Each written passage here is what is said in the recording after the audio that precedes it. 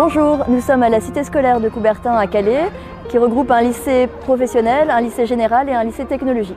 Aujourd'hui, nous allons à la rencontre de Léa qui va nous présenter Bakita de Véronique Olmy. C'est parti. Bonjour, je m'appelle Léa Delaunay, j'ai 16 ans, je suis en première L au lycée Pierre de Coubertin. Je m'appelle Priscille Libon, je suis professeure de lettres classiques au lycée Coubertin. Je vais présenter Bakita de Véronique Olmy. Il s'agit d'un roman, c'est ce qui figure sur la page de couverture, mais en fait c'est pas tout à fait un roman puisqu'il s'agit d'une histoire vraie. C'est l'histoire d'une petite fille qui naît en Afrique, au Soudan, au 19e siècle, qui vit heureuse dans son village au milieu des siens, de sa famille. Elle a de nombreux frères et sœurs et à l'âge de 7 ans, elle est kidnappée par des trafiquants d'esclaves.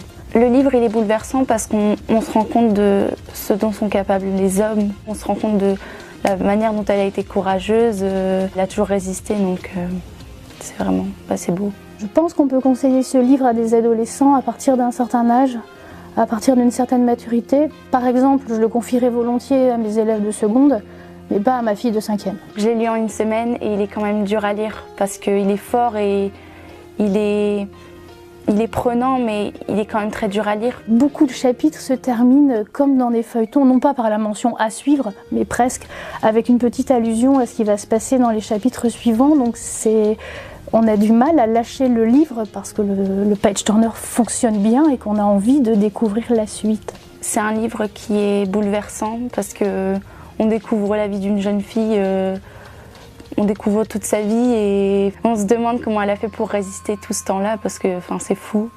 Et c'est un livre qui est quand même interrogatif parce que on se pose plein de questions tout le temps et du coup c'est pour ça qu'il est intéressant. Véronique Olmy signe un récit poignant, celui de celle que l'on appela la Petite Mère Noire, canonisée en l'an 2000 par le pape Jean-Paul II. Nous sommes au 19e siècle. Bakita devient esclave avant d'être affranchie en Italie. La jeune femme découvre le christianisme et décide d'y consacrer sa vie en entrant au couvent.